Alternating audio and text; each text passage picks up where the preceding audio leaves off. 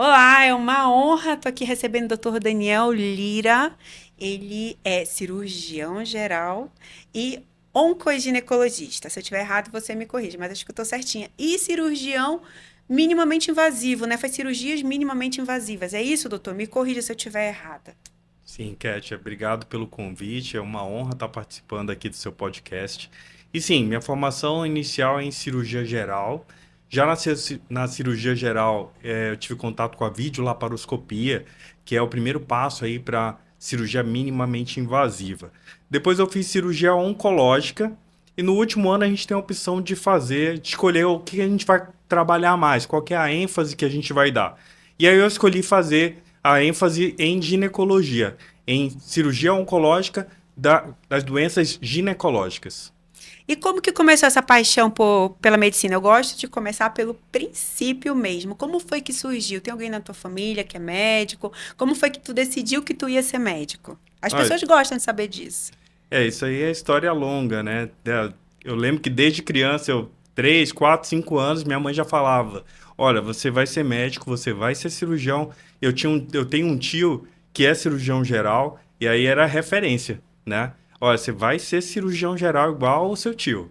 E isso foi sempre na época que eu estava fazendo vestibular, eu passava na frente da UFAM e falava: Olha, aquela ali vai ser minha vaga. E já criei isso em mim e graças a Deus passei já de primeira no vestibular, fiz na UFAM. Depois, terminado a faculdade, eu resolvi fazer prova fora para residência, já queria fazer cirurgia geral a princípio, né? A gente sempre pensa em fazer cirurgia plástica, mas depois que eu consegui passar em cirurgia geral e conheci, né, o que que é a cirurgia geral, como que a gente pode trabalhar, tinha um professor que era muito próximo meu e para mim era o melhor que eu tinha ali e ele era cirurgião oncológico. Então, por isso foi minha influência para ir para cirurgia oncológica. Graças a Deus consegui fazer a residência de cirurgia oncológica num dos melhores lugares do Brasil, né, que é o Instituto Nacional do Câncer, que fica no Rio de Janeiro. Olha que legal. Então, um professor te inspirou, foi a chave aí que virou essa tua escolha para oncologia. Exato. Primeiro minha mãe, que influenciava, minha mãe era dura nisso, ela queria que eu estudasse muito, né, sempre cobrou bastante e queria que eu fosse médico. Depois, durante a vida, eu tive algumas outras referências muito boas, pais de amigos que eram médicos, e por último, esse cirurgião, que era cirurgião oncológico, e que abriu esse mundo aí para mim, essa descoberta de quanto que eu posso trazer benefício para o paciente. Vamos falar um pouco sobre câncer, já que você é cirurgião oncológico. O que tem de mais moderno hoje quando a gente fala de cirurgia oncológica, Daniel? O que que é o tratamento mais... Bem, a gente vem passando aí por uma evolução na cirurgia, né? Até pouco tempo atrás, coisa de 20 anos, a gente só falava, olha, cirurgia oncológica tem que ser uma cirurgia com a barriga aberta, o paciente tem que estar exposto, você tem que fazer uma grande cirurgia nesse sentido de cirurgia muito invasiva. Hoje em dia, a gente já sabe que não. Para muitas cirurgias, a gente já consegue dar um tratamento muito adequado, às vezes até mais adequado oncologicamente, por cirurgias ditas minimamente invasivas. E aí, com o advento do robô, né, a gente consegue ainda ter uma maior qualidade nisso. Fora isso, na cirurgia oncológica em si, na verdade, em toda a cirurgia, atualmente a gente já tem conhecimento de que o paciente ele tem que ser tratado como um inteiro. Então tem uma importância enorme, por exemplo, uma avaliação pré-cirúrgica pelo nutricionista, uma avaliação pré-cirúrgica por um fisioterapeuta motor e respiratório, para você preparar aquele paciente para que ele tenha um bom resultado após a cirurgia. Você sabe que a cirurgia é um trauma, né? Tem colegas que brincam, tá preparado para ser atropelado por um ônibus, né? Então, mas é isso mesmo, é um trauma grande. Já que você vai se preparar para um trauma, você tem que estar com o seu corpo forte, bem nutrido, para ter uma boa resposta. Perfeito. Quais são os principais procedimentos que você realiza hoje? Atualmente, eu praticamente só opero por videolaparoscopia. O que é muito Em, bom, né, Daniel? Porque a vídeo, ela tem uma recuperação melhor do paciente, né? Quais é- são as vantagens da vídeo? Exato, a videolaparoscopia ela tem essa vantagem de causar menos trauma à parede abdominal. Então, se eu quero ir lá e quero tirar o útero, A parte de abrir a barriga faz um trauma grande, você tem uma grande resposta inflamatória, então aquele paciente vai demorar para cicatrizar. Você reduzindo esse trauma ajuda bastante na recuperação do paciente. E quais são os outros procedimentos que você faz? Tá, então, atualmente, né, eu trabalho bastante com cirurgia ginecológica em geral. Então, como a cirurgia oncológica em si, com ênfase em ginecologia, me trouxe experiência para tratar ali mais profundamente as doenças da pelve, principalmente. Então, eu fui treinado, né, na residência para fazer grandes ressecções uterinas para pacientes com câncer de colo de útero, câncer de ovário. Então, eu consigo passear por todo o abdômen, ah, nas regiões, inclusive extraperitoneais, que a gente fala que são regiões mais profundas, ali perto dos vasos que vão para as pernas, perto da cave da aorta, que são os dois grandes vasos do nosso corpo. Então eu tenho essa experiência e isso me trouxe muita vantagem para poder chegar em outras doenças que não são oncológicas e ter um bom acesso, uma boa visualização. Eu conheço muito bem a anatomia por conta disso. Então, acabou que esse conhecimento foi me levando ali para outras doenças ginecológicas que não são câncer. E as principais delas, mais desafiadoras, estão relacionadas à endometriose. Endometriose, doença uterina benigna, como adenomiose, miomatose. Então, isso tudo eu tenho grande experiência atualmente. Vamos falar de endometriose? O que é endometriose, doutor? As pessoas falam tanto, né? Eu fiz uma busca no Google, tá? E eu vi a quantidade de perguntas sobre endometriose. É realmente uma dor da mulher. O que é endometriose, doutor? Bem, endometriose é uma doença extremamente complexa, né? E que tem que ser abordada e vista mesmo como algo com múltiplas causas, né? E, consequentemente, você, no tratamento dessa doença, você tem que tratar todas essas outras causas. Mas passando aqui uma informação básica do que é endometriose, a gente tem o útero, e o útero ele tem três camadas principais. A camada mais externa, a do meio, que é composta por músculos, né, que fazem com que o útero se contraia na hora de ter o parto, e a camada mais interna, que é o endométrio. Essa camada mais interna é onde faz-se ali a caminha para o bebê, tá? Então, todo mês a mulher tem lá o seu ciclo menstrual e ela vai preparar a caminha para o bebê ali. Se não tem o bebê, aquelas células se descamam em forma de menstruação, tá? Ah, quando você tem muito estímulo a isso e associado a outros fatores, você pode ter um crescimento inapropriado desse endométrio.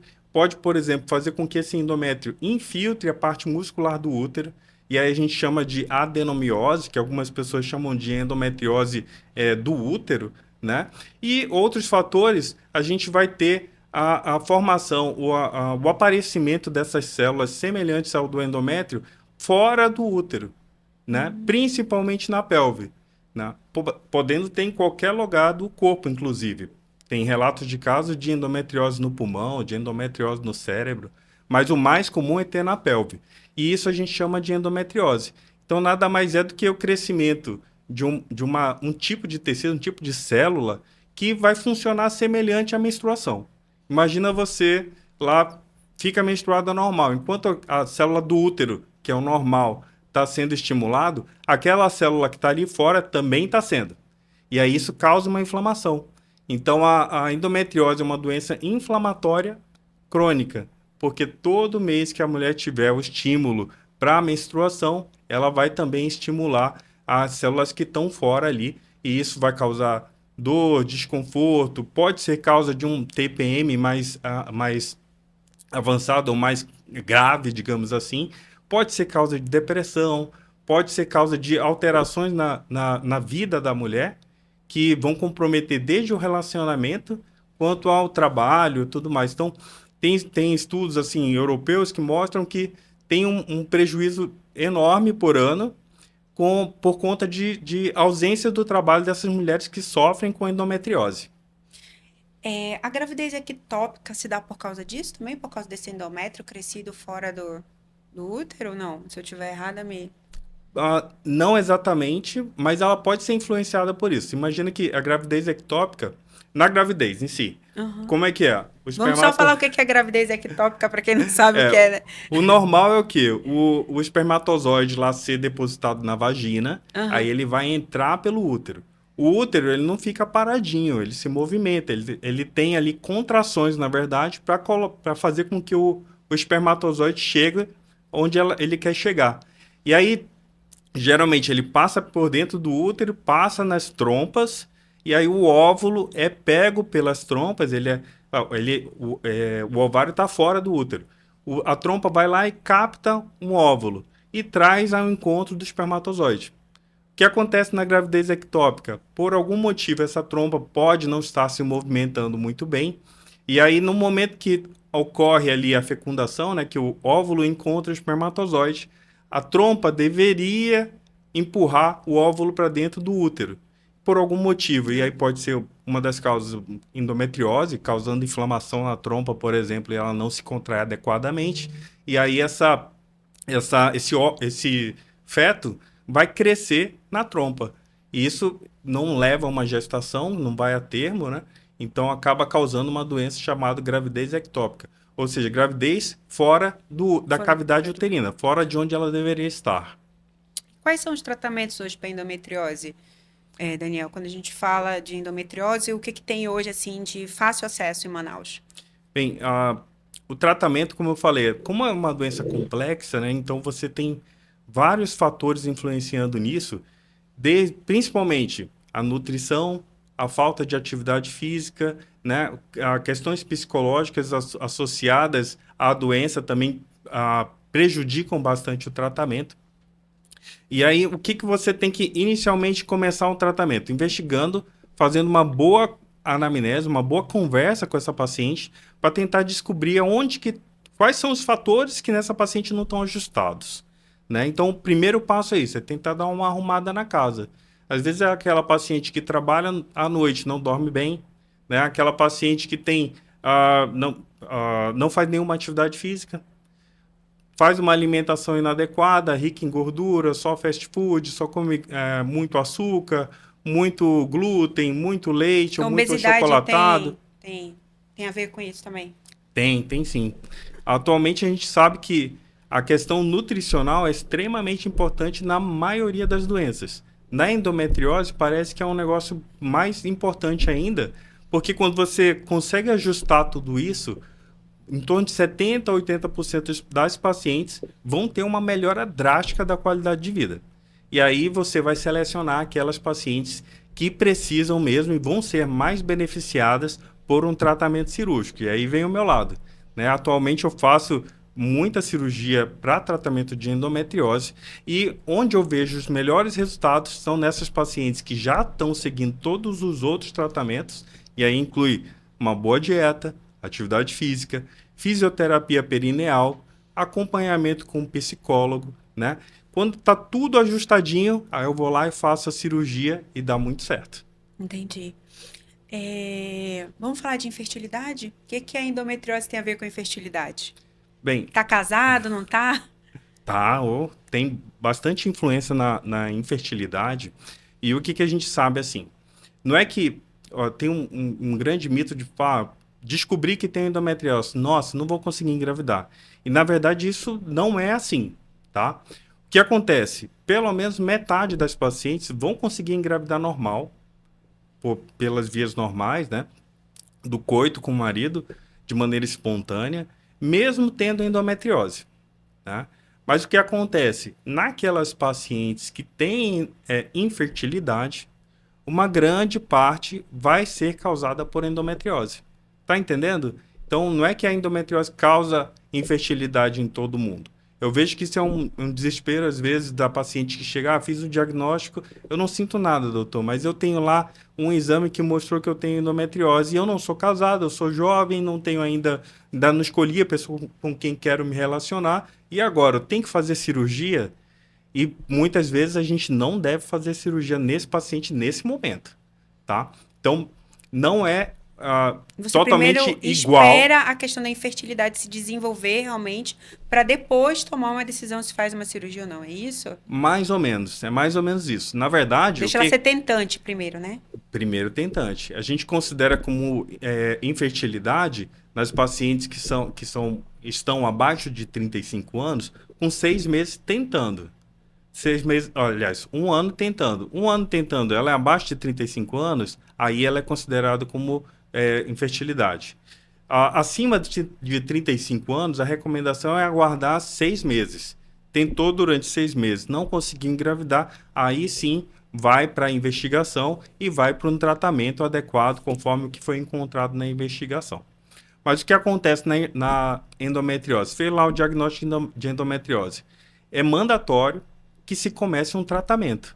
Mas o tratamento não precisa ser o cirúrgico de cara. Entende isso? Então, o tratamento vai envolver tudo isso: dieta, qualidade de vida, qualidade de sono, atividade física. É isso que vai melhorar tanto a fertilidade dessa paciente, que ainda nem tentou às vezes, né, quanto os sintomas da endometriose. E aí a gente seleciona aquelas pacientes, né? Então, a paciente que fez todo o tratamento adequado, está fazendo, e é importante entender que esse tratamento muita gente vai achar, pô, mas é um castigo. Não, na verdade, esse tratamento tem que ser encarado como uma melhora da sua vida, né?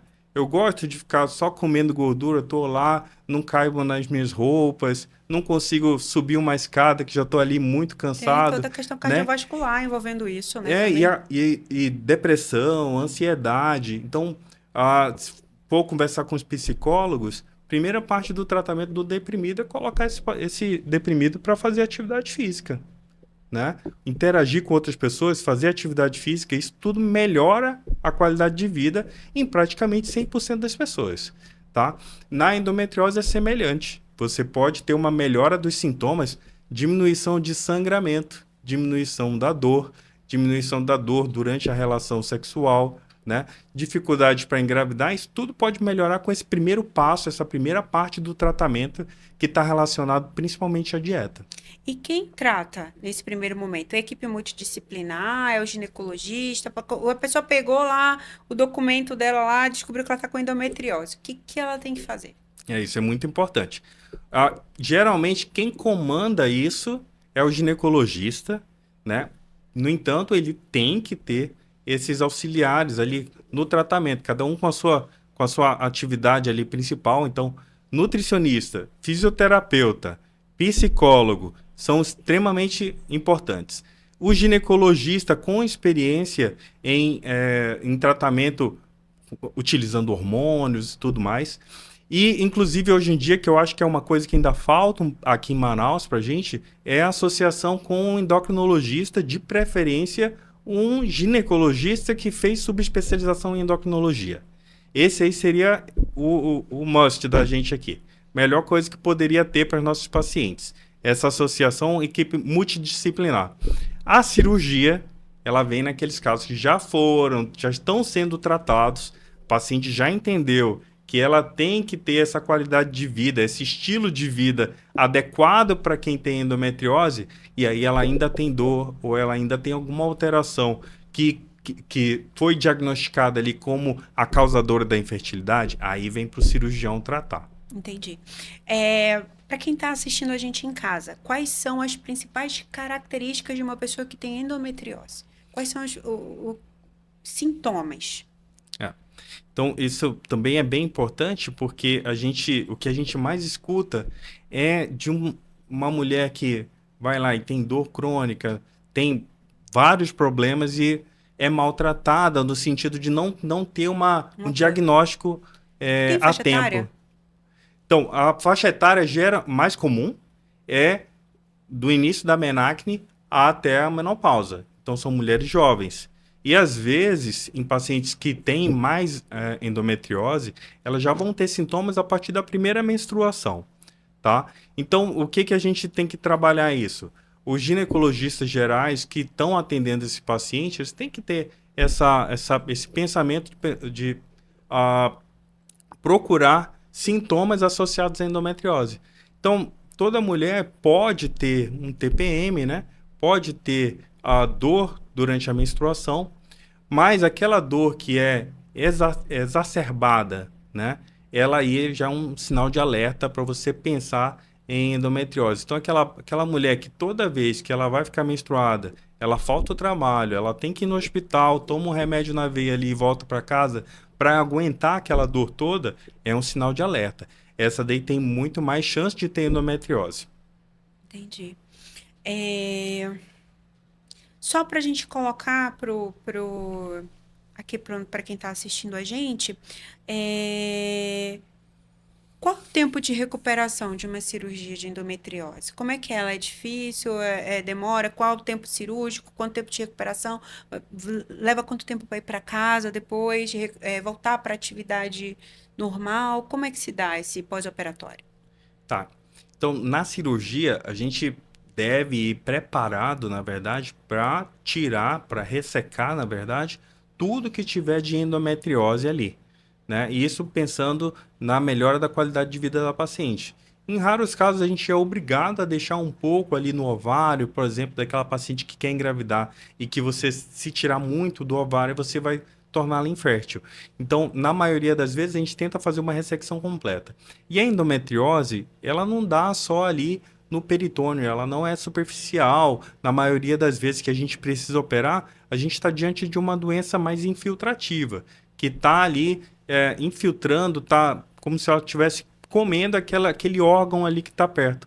E aí a gente tem alguns locais que tem um pouco mais de prevalência da doença, por exemplo, o intestino, bexiga, os ligamentos que seguram o útero na posição dele, tá? Então, a depender do que a gente precisa fazer na cirurgia, essa paciente pode ter uma recuperação mais lenta ou mais rápida, Entendi. tá?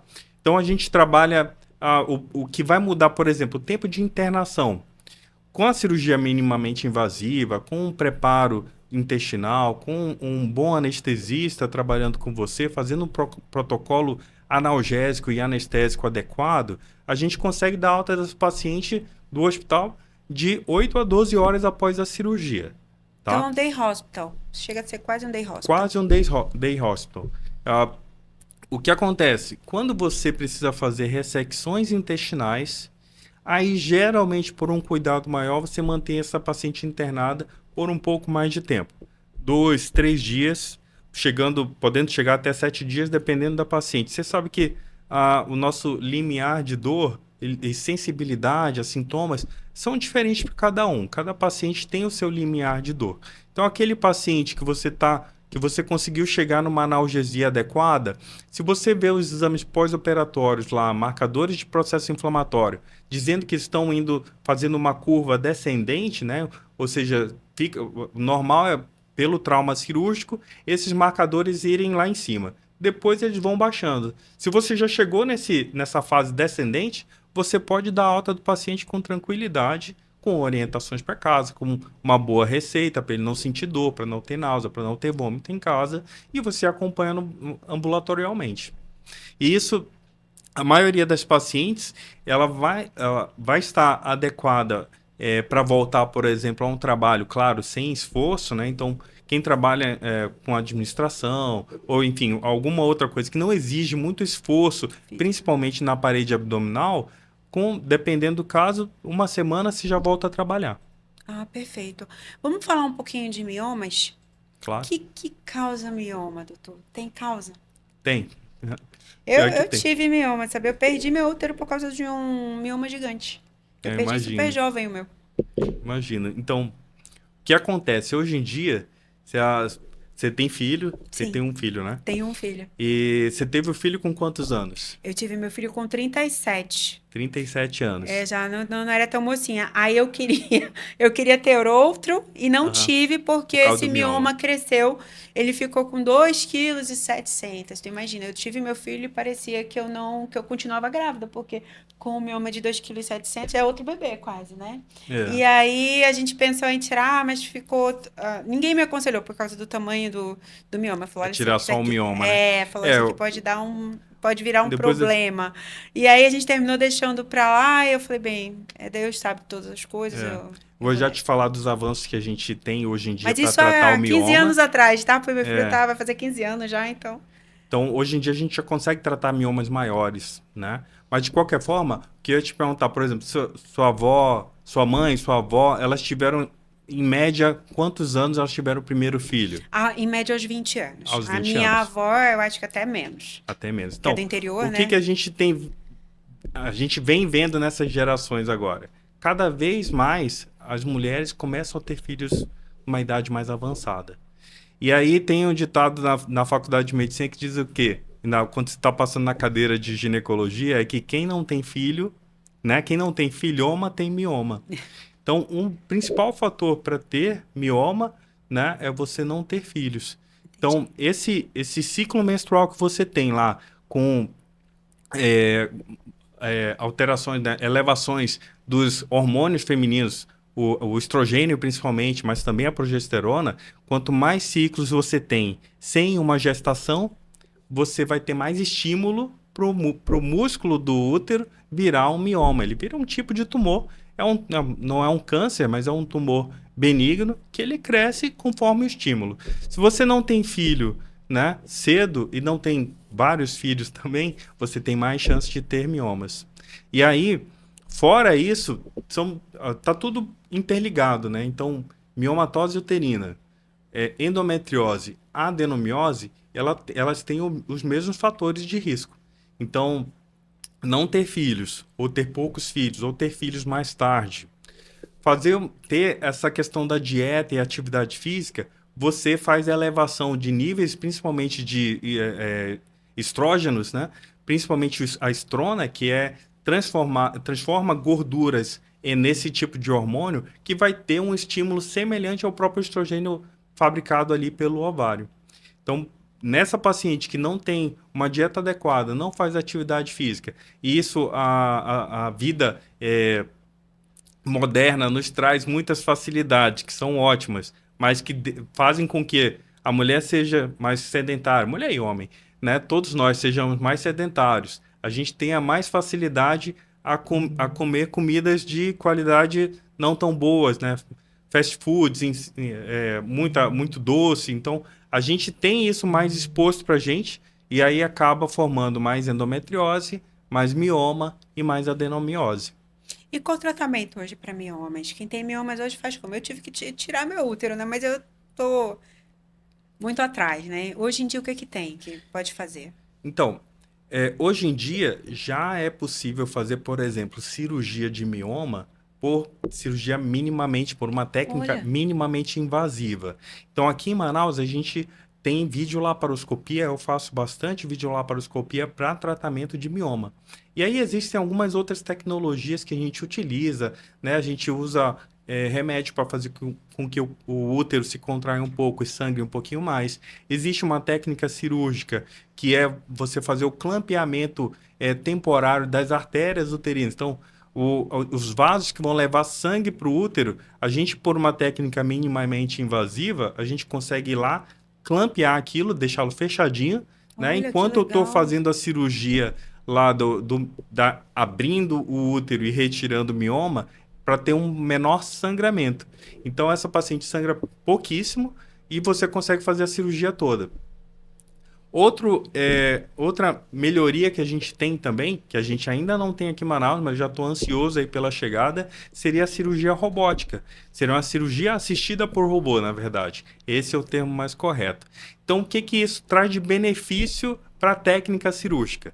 Então, se você já tem o conhecimento, já sabe fazer a cirurgia, né, já tem conhecimento de toda a técnica, os braços do robô vão te dar uma movimentação, uma chance de movimentar lá dentro da barriga da paciente de uma melhora. É como se eu tivesse umas mini mãozinhas ali trabalhando. Os É como se cortes eu são tivesse mínimos, né? pegado só o útero aqui para eu trabalhar. E isso é um avanço absurdo. Você consegue fazer cirurgias de 20, 30 miomas retirada e um paciente por uma cirurgia minimamente invasiva, mantendo o útero, tornando aquela paciente possível para engravidar por uma técnica minimamente invasiva. Eu sou da época do Isoladex, só tinha isso na minha época.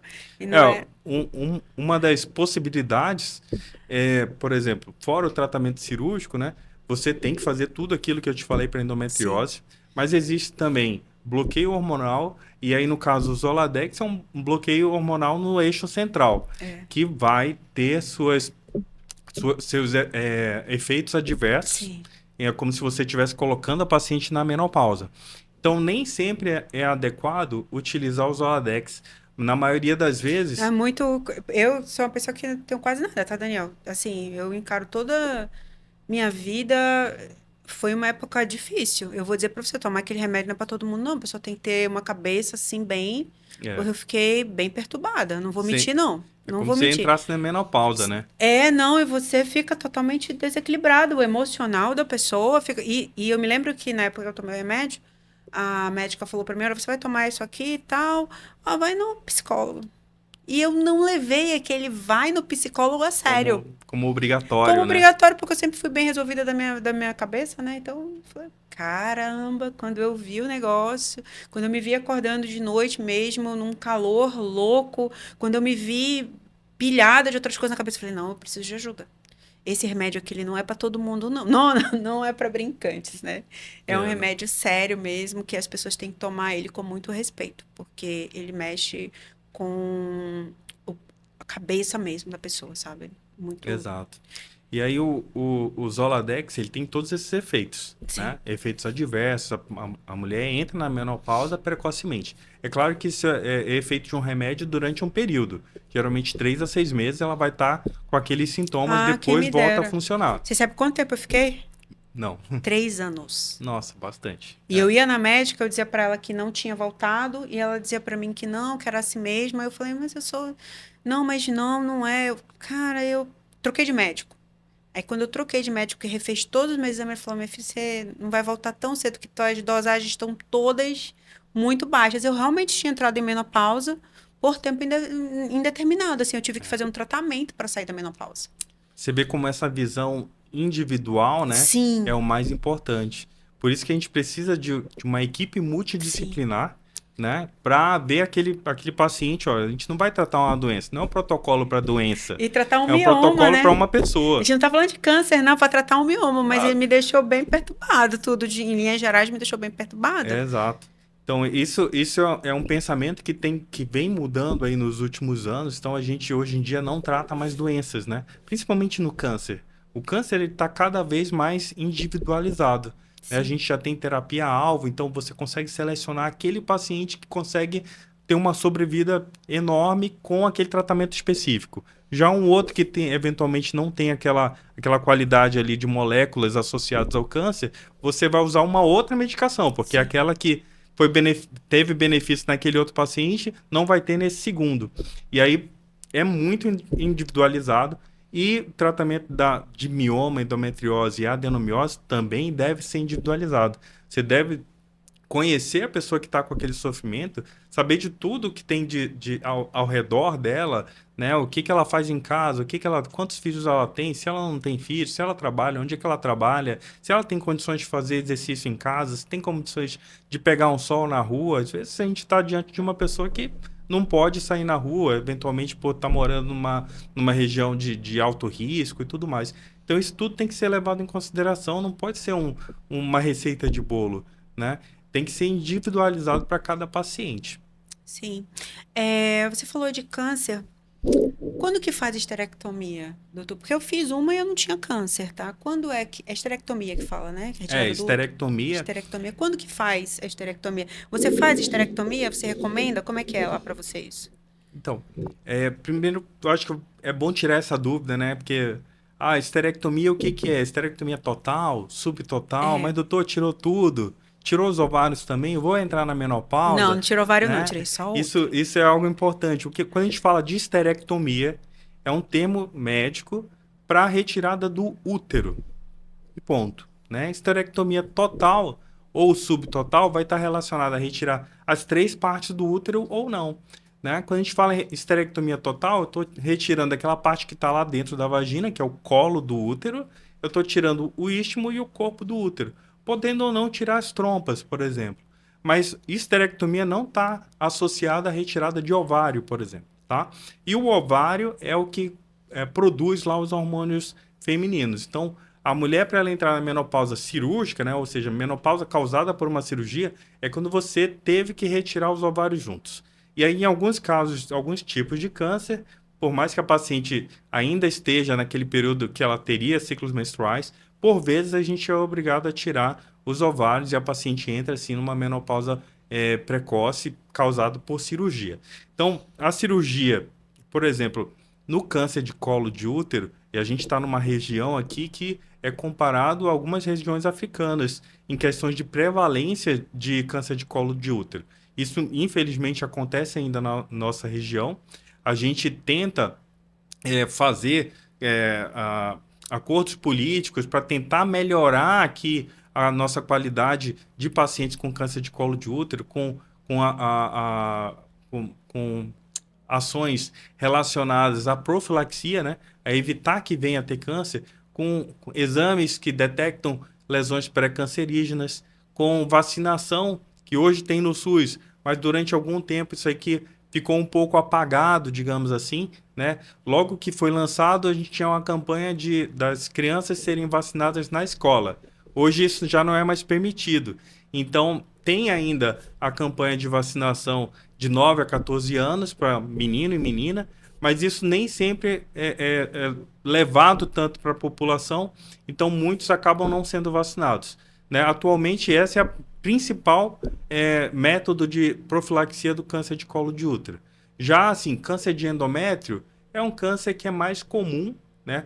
É o câncer do corpo do útero. É o câncer mais comum em paciente que já está numa idade após a menopausa. Então, nesses casos, a gente geralmente vai associar a retirada do ovário, que não vai fazer tanta diferença assim com relação a sintomas, tá? E no câncer de ovário, claro que a gente precisa retirar o ovário também. Faz por vídeo também? Aberta? Como é que é? A maioria das vezes a gente consegue fazer por videolaparoscopia, com exceção de alguns casos de câncer de colo de útero mais avançados, que ainda permitem fazer cirurgias. A gente tem outros tratamentos para câncer de colo de útero, né, associados à radioterapia, por exemplo. Mas naqueles casos que são mais iniciais e que ainda estão só ali no colo do útero, por vezes a gente consegue fazer um tratamento cirúrgico, que tem alguns benefícios em relação à radioterapia. Nos cânceres de corpo do útero, de endométrio, geralmente a gente faz tratamento por videolaparoscopia, sendo assistido por robô ou por videolaparoscopia convencional. Já nos cânceres de ovário, aí é um negócio à parte, tá? Tem alguns casos que a gente consegue fazer uma parte do tratamento por videolaparoscopia e outros não. Entendi. Bem, eu tirei o meu, não era câncer. Em algum caso você faz a retirada sem ser câncer? Sim, em alguns casos, sim, por doença benigna, eu faço bastante esterectomia por doença benigna, né? Como é o caso dos E aí, miomas, né? mioma, adenomiose, inclusive endometriose, quando está associada à adenomiose, por vezes a gente opta por fazer esterectomia, né? Agora, o que tem que ser selecionado aí? A idade da paciente é extremamente importante e o fator dela querer ou não Ter mais ter filhos, mais né? filhos, né? Quando a Então, prole está completa é mais fácil tomar essa decisão, né? quando a prole está completa, ou quando aquela paciente que está decidida ali, não quero ter filhos, né? E ela já está numa idade ali mais próximo da menopausa e você não conseguiu fazer um tratamento adequado para ela. Ela fez todas aquelas medidas nutricionais, fisioterapia, exercício físico, e ela não conseguiu atingir aquela qualidade de vida que ela procura, aí a gente pode lançar a mão de uma esterectomia.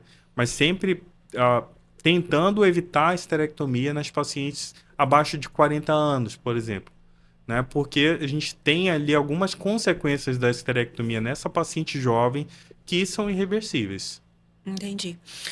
Vamos falar um pouco de videolaparoscopia. Tu fazes vários procedimentos, né? Vamos falar de quê? De hérnia? Podemos falar das hérnias? Faz hérnia?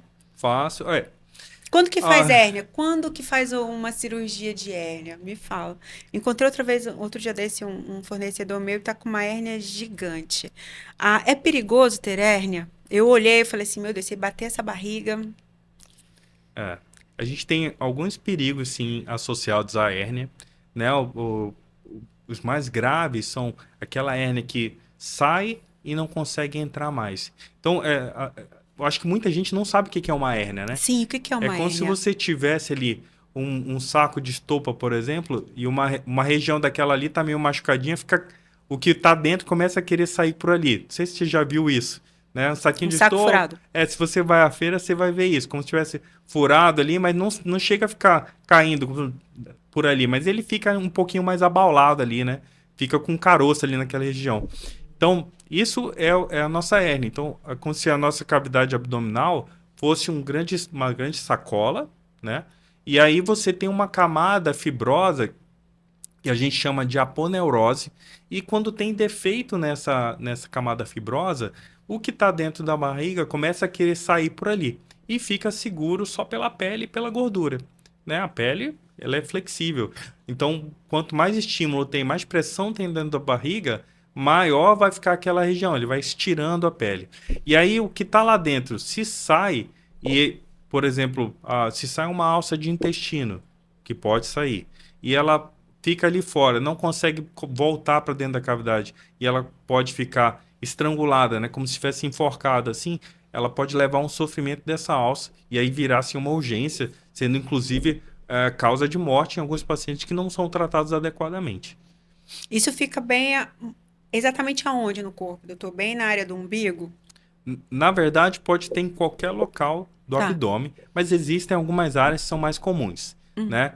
No umbigo é especialmente comum, né? E inclusive você vê em criança recém-nascido, muitas vezes se toca lá o umbigo, parece que tá molezinho, né? Entra e sai ali. Tinha muita gente colocava uma moeda ali, um esparadrapo para ver se aquilo ali não ficava saindo. Então, a região umbilical é uma das maiores, um dos principais locais onde a gente tem hérnia. O outro local que é bem comum é na região inguinal, é aqui perto da virilha. Então, Entendi. o mais comum de ter hérnia e são os locais que a gente mais opera é hérnia na região da virilha e hérnia na região umbilical. No entanto, se você foi submetido a qualquer tipo de cirurgia, né, inclusive videolaparoscopia, mas muito mais comum naquelas cirurgias que você fez cirurgia aberta, né, que abriu, a gente pode ter um tipo de hérnia chamado hérnia incisional. Ou seja, hérnia naquela região que foi cortada, que foi incisado, né, anteriormente. Então, quando a gente faz uma cirurgia aberta, a gente corta essa aponeurose, que é essa camada fibrosa ali, e a gente dá ponto para fechar. Só que é uma fibra. Ela não cicatriza como a pele, né? A pele, 7 dias, está fechadinho ali, está cicatrizado. Lá não, demora meses, inclusive podem chegar a 1 ou 2 anos para cicatrizar completamente. E se o paciente tem uma pressão ali na barriga constante, né? Aqueles pacientes que têm um abdômen mais volumoso, tem uma tendência maior a romper esses pontos. E aí você leva uma hérnia incisional. A pele vai estar íntegra, mas ali onde você abriu para fazer a cirurgia, vai estar aberto e por ali vai ficar abaulando, vai ficar com conteúdo.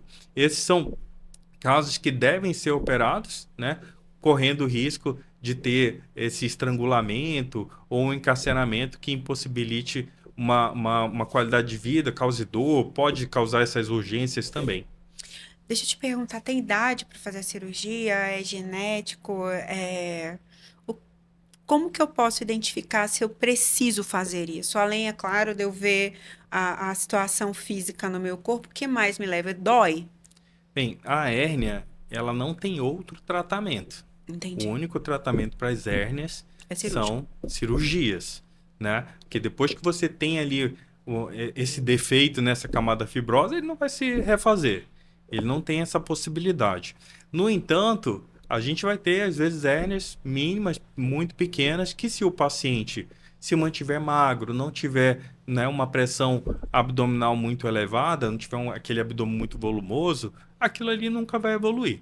Mas na maioria das vezes evolui e a pessoa descobre porque já é algo que vai precisar assim, de uma cirurgia, né? Na região inguinal é causa de dor, principalmente, e na região umbilical também. Mas o da região umbilical parece ser um pouco mais tranquilo, assim. Às vezes a pessoa tem aquela hérnia ali durante anos, mulher principalmente, tem ali uma hérnia. E aí engravida, Já ia te falar isso, é começa a comum doer. aparecer na gravidez, né? É comum piorar ou aparecer na gravidez. E aí Perceber causar isso, né? sintomas, né? Mas fica Então, esteticamente, né, falar aí das vaidosas, esteticamente, depois que o bebê nasce, fica meio estranho também, né? Eu tenho algumas amigas que reclamam muito que depois que termina a gestação, a hérnia fica meio. fica isso. Aí, nesse caso, não tem outra forma a não ser um tratamento cirúrgico. E aí, a cirurgia a gente consegue fazer também por técnica minimamente invasiva por videolaparoscopia. E aí? Ou associada ou assistido por robótica. Eu acredito que, inclusive, seja uma das principais indicações de fazer por robô, por exemplo, a hérnia umbilical, né? Porque além da hérnia, na gravidez não é incomum você também ter um afastamento dos músculos, né? Dos Entendi. músculos retos, são aqueles músculos que ficam os lobinhos aqui, né? Daquele pessoal que faz muita academia, que É faz diástase. fisiculturismo e tudo mais. Aquele músculo, ele é um músculo comprido, vai desde aqui de cima até aqui embaixo. E aí ele se afasta. Nisso que se afasta, o paciente queixa que quando ela vai se levantar, sobe aqui um montinho. Isso costuma ser muito incômodo, né? Isso não, geralmente não está associado a muita dor, mas vai ter um incômodo ali estético mesmo, né? Isso piora a autoestima da paciente, então tem que ser olhado de uma maneira mais delicada ali. Então, na cirurgia videoassistida ou por robô, você consegue fazer o tratamento da hérnia associado à aplicatura, né? A aproximação dessa musculatura. Isso sem ter que deixar uma grande Cicatriz. cicatriz na paciente. É, qual o tempo de recuperação dessa? Vou te fazer a minha pergunta, né, de recuperação, porque isso conta muito hoje na vida moderna, né? A pessoa parar para fazer um tratamento e quanto tempo ela precisa dispor realmente de parar de trabalhar. Pois é. Isso, o paciente ele vai ficar internado pelo menos de 8 a 24 horas, né? Então vai, faz, interna no dia No da minimamente cirurgia. invasivo, né? No minimamente invasivo. Interna no dia da cirurgia, geralmente pela manhã, né? Chega, a orientação da maioria dos hospitais é que chega ali uma hora antes do horário agendado para a cirurgia, vai ser operado. Aí a cirurgia, se for uma hérnia inguinal, pode demorar de 30 minutos a uma hora. O paciente fica no pós-operatório de 8 a 12 horas no hospital, depois vai para casa. E aí, a orientação geral que eu dou, né? Claro que vai ter alguns indivíduos que vão pedir até para retornar às suas atividades antes, porque não estão sentindo nada. Mas o comum é a gente passar ali, dar um atestado, orientar a não trabalhar, né? Ficar num repouso relativo por 15 dias, voltar a fazer alguma atividade física leve, como uma caminhada, subir e descer uma escada devagar e tudo mais. Depois de 21 dias, ou seja, 3 semanas após a cirurgia, e a orientação é voltar à atividade física normal após 45 dias de cirurgia. Entendi. Vamos falar de pedra na vesícula, que eu sei que você faz também, né? Faço também. Quais são os sintomas da pedra? Por que que as pessoas, eu vejo muitas pessoas operarem pedra de urgência. Por que isso?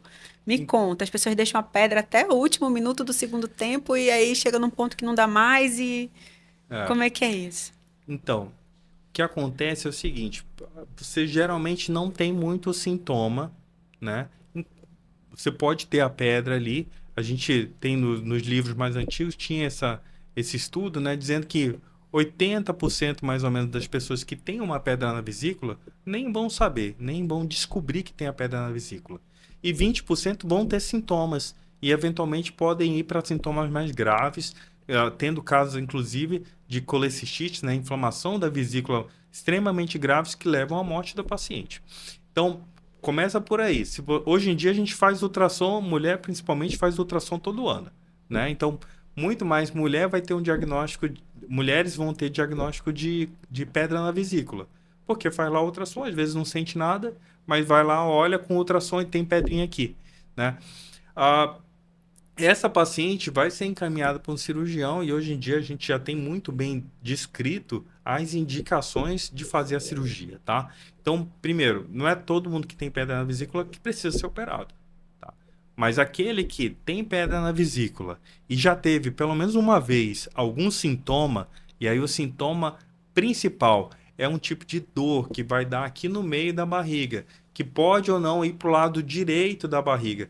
geralmente associado a uma alimentação rica em gordura. Essa dor é a característica da pedra na vesícula. Esse paciente precisa procurar um cirurgião geral para fazer a retirada da vesícula biliar. Essa é a principal indicação. Tem outras indicações relacionadas ao tamanho das pedrinhas, se é uma pedra muito grande, ou se são várias pedrinhas, ou se são pedrinhas muito pequenas, também tem indicação de fazer a cirurgia, mesmo se o paciente nunca teve nenhum sintoma.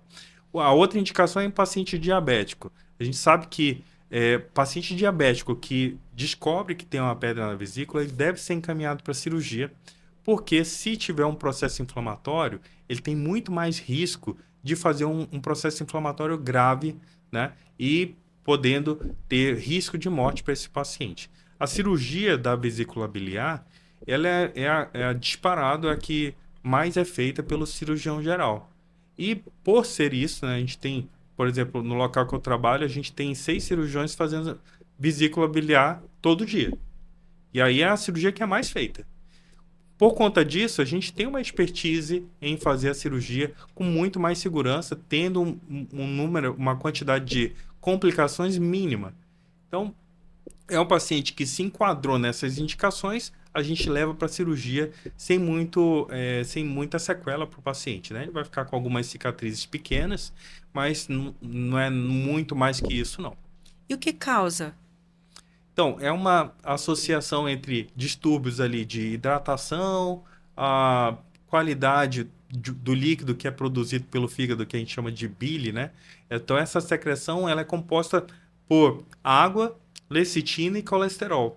Então, se você tem um desequilíbrio disso, ele forma uma pedra. É como se eu pegasse um copo de água aqui e comece a colocar sal nele, né? No início vai ficar uma solução salobra ali, mas que você não vai visualizar o sal. Se eu começar a colocar mais sal, uma hora o sal vai aparecer aqui embaixo. Então é mais ou menos isso. Se eu tenho pouca água, se eu estou desidratado e eu tenho muito colesterol e muita lecitina, eu posso ter a formação de cálculos. Depois que formou o cálculo, a gente não tem tratamentos muito eficientes para desfazer pedra. Então depois que está feito ali, você não consegue mais voltar. Então, aí vai entrar naqueles critérios para selecionar quem tem que ser operado e quem não deve ser operado. Entendi. E recuperação? A Complexo. recuperação Eu costuma tenho uma ser mais amiga que rápida do passou que da por isso. endometriose.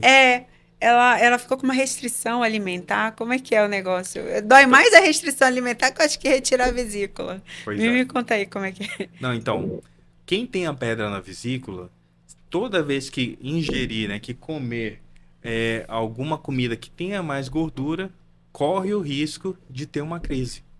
Então, essa é a orientação já de antes da cirurgia. Então, descobriu que tem pedra na vesícula, você já orienta uma dieta com pouca gordura, né? Alguns pacientes, depois da cirurgia, já retirou a vesícula, já retirou as pedrinhas. Isso é importante, a gente retira a vesícula biliar. A gente não tem como tirar só as pedrinhas. Ah, já ia te perguntar isso. Não tem como tirar. Se eu tiro só as pedrinhas, vai voltar a formar a pedrinha ali. Então, esse tipo de cirurgia não existe, tá? A gente tem que tirar a vesícula biliar desse paciente que sofre com pedra na vesícula e tem crises, né? E aí, alguns desses pacientes que depois de retirar a pedra da vesícula, podem ter algum grau de intolerância alimentar. Então, mas é uma porcentagem menor, né? Em torno de 20 a 30% que vão ter alguma intolerância. Geralmente, a gente faz o controle desses sintomas que são relacionados à diarreia, a má digestão. A gente faz isso com uma adequação da dieta, na maioria das vezes. Alguns pacientes vão precisar de suplementação, né, e de reposição de sais biliares, mas são poucos. Tá terminando, não disse que não ia, que era fácil, não era tão difícil. Deixa eu te perguntar, como que as pessoas podem te encontrar, Daniel? Bem, atualmente eu atendo na Sensomed Oncologia, atendo também alguns convênios no Santa Júlia e eu atendo o convênio SAMEL, especificamente no ambulatório da SAMEL. Então tá, quero te agradecer aí a tua presença, agradecer, foi muito vantajoso para a gente conhecer, né? Tudo isso, principalmente sobre endometriose. Eu fiquei bem, não vou usar a palavra impactada, mas achei curioso quantas pessoas sofrem com endometriose, entendeu? Quando eu fiz lá minhas pesquisas no Google, eu vi que realmente tem uma dor sobre isso, né? E aí, quem tiver com problema de endometriose, quiser entender mais, pode consultar o Dr. Daniel Lira. Ele já deixou os planos que ele atende. Quais são os planos que tu atende, Daniel? Principalmente Samel, Samel, a né? Bradesco, a Mil, a Sul América. Eu não sei toda a lista dos convênios que são aceitos lá no Santa Júlia, no consultório do Santa Júlia. Mas são esses que são aceitos nesse hospital específico. Tá, mas eu vou deixar o contato do Daniel embaixo aí do vídeo, aí vocês podem entrar em contato. É isso, Obrigado. Daniel. Quer deixar algum. Quer falar alguma coisa com a audiência? Bem ali, ó. Pode falar olhando para a câmera que eles vão olhar para você. Não, só agradecer, Cat, a oportunidade de vir aqui e falar um pouco sobre a endometriose, sobre as dificuldades que a gente tem no tratamento, no diagnóstico da endometriose. Queria também deixar, eu tenho um Instagram, se o paciente quiser entrar em contato, tem lá o link na bio. Eu estou disposto a tirar dúvidas e a receber esses pacientes que sofrem de endometriose por uma consulta. É isso. Obrigada.